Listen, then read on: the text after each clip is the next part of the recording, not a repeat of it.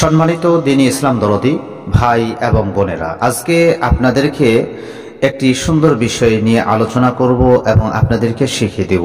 এই ইসিম মোবারক যদি কোনো ব্যক্তি আল্লাহ পাকের উপরে বিশ্বাস রেখে গভীর রাতে অন্ধকার অবস্থাতে বসে যদি উজু অবস্থায় এই দোয়াটি, এই ইসিম মোবারকটি পাঠ করে, তাহলে আল্লাহ পাক তাকে ধন দৌলত দান করবেন। তার ধন দৌলত বৃদ্ধি হয়ে যাবে, তার অভাব অনটন দূর হয়ে যাবে।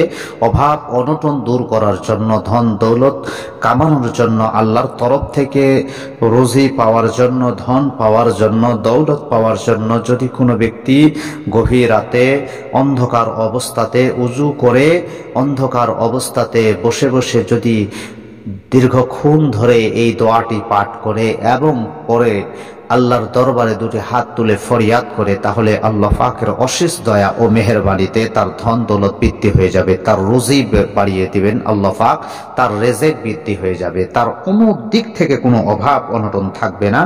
এই দোয়াটি পড়তে হবে, ইয়া ওয়াজিদু, ইয়া ওয়াজিদু।